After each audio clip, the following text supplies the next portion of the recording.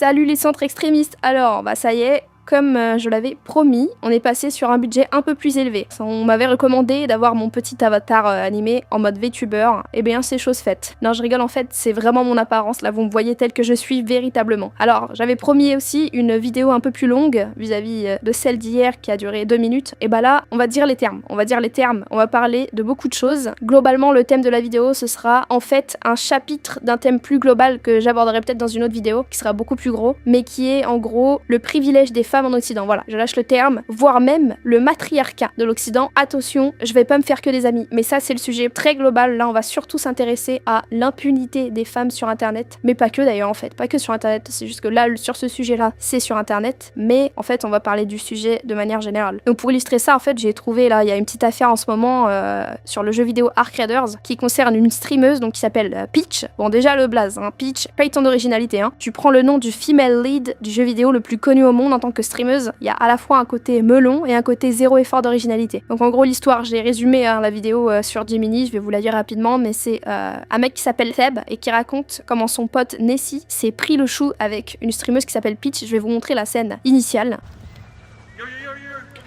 En gros, ils se croisent in-game. Il dit viens voir, j'ai mon pote qui est coincé.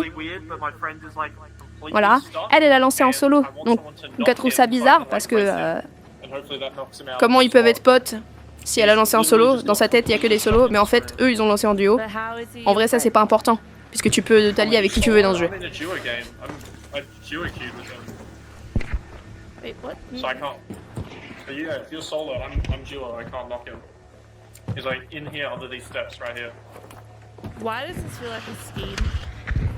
Voilà, déjà elle le dit elle-même, pourquoi ça a l'air d'être un piège? Elle dit mot pour mot. Elle va quand même dedans, bon, parce que il peut y avoir un doute. Mais là déjà, voilà, elle arrive. Là c'est sûr, là c'est évident. C'est-à-dire que, bon, là elle est pas encore sûre que ce mec-là n'est pas coincé. Très bien. Par contre ce mec-là, pourquoi il se dirige vers la porte? Pourquoi il est sur une barricade? Déjà là, elle joue mal. Déjà là elle joue mal.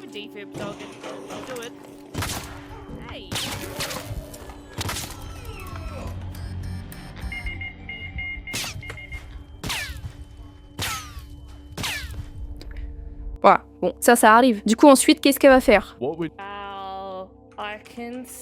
Voilà, elle va mettre un commentaire, donc bon, ça je peux pas lui reprocher parce que ça m'est moi-même arrivé de le faire sur certains jeux, mais quand même voilà, généralement je me contente pas de haine gratuite, j'explique au mec en face ce qui va pas. Dans certains jeux, il y a des playstyles que je déteste, comme le fait de camper par exemple, bon bah je lui dis frérot, t'es un campeur, arrête de camper. Elle c'est vraiment juste, voilà, elle rage. Après en plus elle va être contente de sa crotte, hein. Après elle va être contente, elle va être là, ah t'as kiffé le message que je t'ai mis sur ton mur, mais bah c'est gênant quoi. Ah oui après elle le reporte pour avoir menti.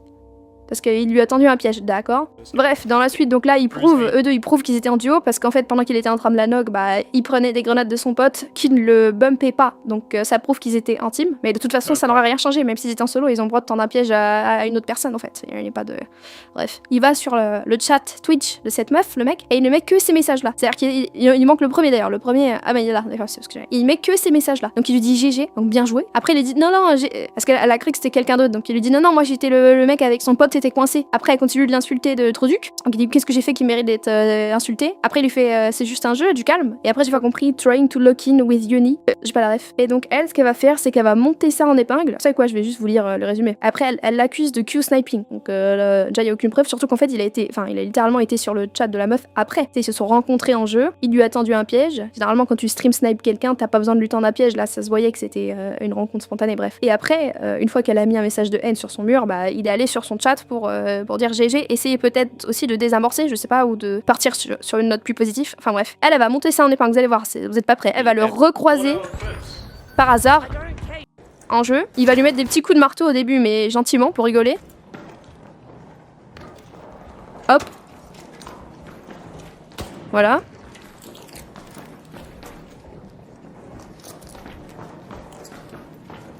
Parce qu'ils se sont parlé, hein. Là il sait que c'est elle. Elle arrive même pas à gagner un 1v1 contre un mec au marteau. Bon, voilà, no comment. I ran into you the other day. Oh, you're the little cunt from the other night.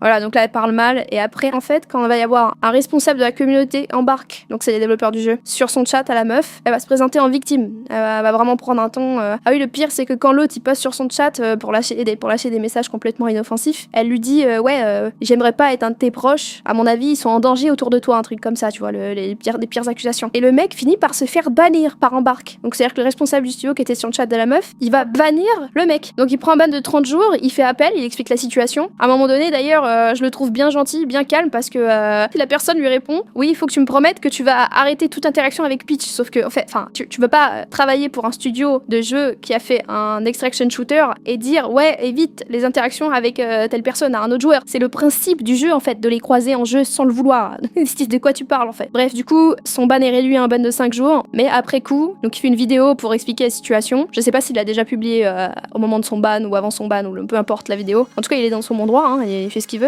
C'est son contenu. Et la meuf fait copyright strike la vidéo, quoi. C'est un peu une dinguerie. Après, elle lâche des tweets où littéralement elle ment. Elle dit qu'il la harcèle, alors qu'il est littéralement venu dire GG dans son chat, quoi. Et c'est elle qui envoie une vendetta sur lui parce qu'il l'a tué dans un jeu vidéo. Enfin bref, c'est une catastrophe. Je vous mettrai le lien de la vidéo en commentaire si vous êtes à l'aise avec l'anglais. La vidéo est assez divertissante à regarder du début à la fin. On la voit vraiment s'embourber dans un ego trip. Mais voilà, ça va me permettre d'aborder plein de sujets. Donc ça, voilà, c'est un truc avec les femmes streameuses notamment, mais même les femmes sur internet de manière générale, que ce soit sur Twitter, sur les réseaux sociaux, il y a vraiment ce délire de les mettre sur un tel piédestal de la part de nos amis les gauchos, hein, j'entends, qu'en fait on en oublie complètement l'un des principes civilisationnels les plus basiques, qui est la présomption d'innocence. C'est quand même fou ça. Alors accessoirement ça me rappelle un thread Reddit dans lequel une meuf disait oui, mon mec et moi on est streamer et il rage un peu parce que je stat plus que lui en gros, hein. Elle dit je fais plus de viewers, etc., etc. Et elle se dit je me refuse à croire que c'est un beauty privilege, c'est parce que voilà je suis une meuf et que du coup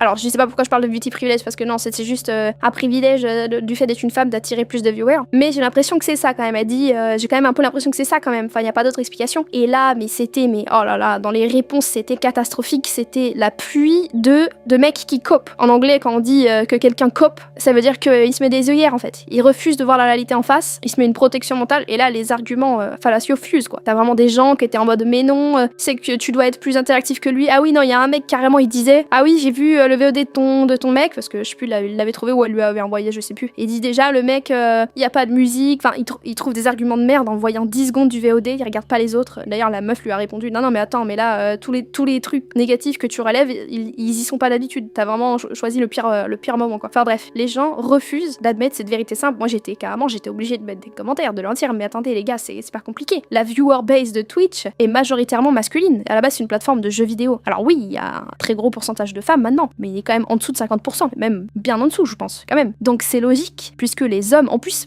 c'était critique envers les hommes. Mon commentaire c'est ça qui est drôle, c'est que je disais que vu que les hommes ont tendance à plus penser avec leurs organes génitaux que les femmes, bah c'est logique que les streamers femmes aient plus de succès en fait. Parce que du coup il y a une plus grande tendance dans leur viewer base à ces streamers femmes à venir les voir juste parce que elles sont plaisantes à regarder quoi. Puisque les hommes pensent plus avec leurs organes génitaux que les femmes. Mais en fait, même ça, une tech critique envers les hommes, ils se refusent de la voir parce que ça serait admettre un privilège de la femme. Et en fait, pour les gens sur Reddit, enfin évidemment pas tout Reddit, mais Reddit de manière générale est gangréné par la gauche, donc de facto, pour la plupart des utilisateurs de Reddit, admettre que la femme aurait ne serait-ce qu'un seul privilège, et bah c'est inenvisageable en fait. Voilà, déjà de base. Et donc pour revenir dans le vif du sujet, j'ai un autre cas de figure là qui va me permettre d'illustrer mon propos. Donc on a cette meuf qui tient la chaîne Légende Internet, que je trouve assez stylée, et du coup là elle parle de la disparition du youtubeur Vodka, qui était très connu, qui a été membre de la Redbox et un ami à Mixem et tout. On se rappelle qu'il avait fait une dinguerie sur Instagram, il avait montré son sgeg dans une story Instagram, c'était une erreur évidemment, il l'a pas fait exprès. Il a des comportements pas toujours très ok,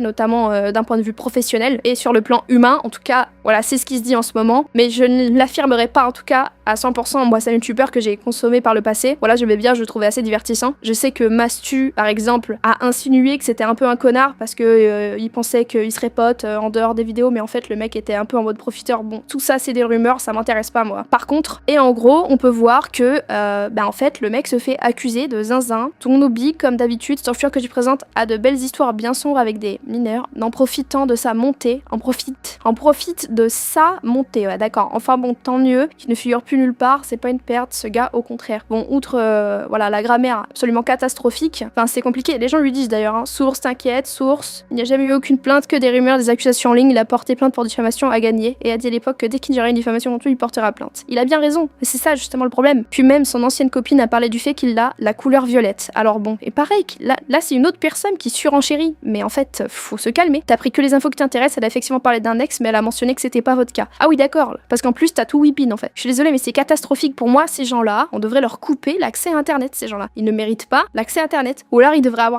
avoir internet en lecture seule, en fait. Ils ne devraient pas pouvoir interagir avec les gens, ils ne devraient que pouvoir s'informer, se renseigner. Ce n'est pas possible en fait. Tu peux pas, premier degré, lâcher ce genre de commentaires. Là, c'est littéralement nier le principe même de présomption d'innocence. Et ces gens ne se rendent pas compte en fait. Imagine, le mec se fait accuser à tort. Déjà, il est dans le fond, sa réputation est détruite, il peut perdre son travail, sa famille. Et en plus, il dit ça, il y a des gens qui arrivent et qui disent ouais, il a fait ça, mais alors qu'ils n'en savent rien et lui, il sait qu'il a rien fait. J'affirme pas, mais je me dis, ça peut être ça en fait. Il y a un cas de figure, il est coupable et ok, vos commentaires du coup sont justifiés, mais comme vous ne pouvez pas être certain à 100% qu'il est coupable, et ne lâchez pas ce genre de commentaires, puisque dans le doute, c'est l'autre cas de figure. Et du coup, il n'est pas coupable et du coup, mais ses commentaires sont affreux quoi. Enfin, c'est pas compliqué à comprendre. Ah bah d'ailleurs, petite conclusion de l'histoire dont on parlait à la base sur la streameuse Dark Raiders. Là, je vois une autre vidéo sur ce sujet qui dure 10 minutes. Je la mettrai aussi en description pour les gens qui veulent quelque chose de plus court que la première que j'avais recommandée. C'est aussi en anglais par contre, donc faut être à l'aise avec l'anglais. Il y a un commentaire qui dit qu'apparemment, elle a supprimé tout son contenu sur YouTube et elle a mis tous ses réseaux sociaux en privé. Ça alors, on se demande bien pourquoi. C'est bien, elle a réalisé qu'elle avait quelque chose à se reprocher et j'espère qu'elle va se remettre en question. Honnêtement, vous voyez, dans ce genre de situation, si la personne prend quelques semaines et revient et s'excuse sincèrement, moi je serai la première personne à trouver ça relativement honorable. Le problème, c'est qu'ils ne le feront jamais. Donc en fait, la remise en question qui s'ensuit dans ce genre de cas, elle sert strictement à rien. En fait, peut-être même qu'elle est inexistante. Bon, par contre, la vidéo va être beaucoup trop longue, donc je pense que je vais la faire en 2 parties. J'ai même pas abordé le tiers des sujets que je voulais aborder. Donc je ferai une partie de demain en m'appuyant sur...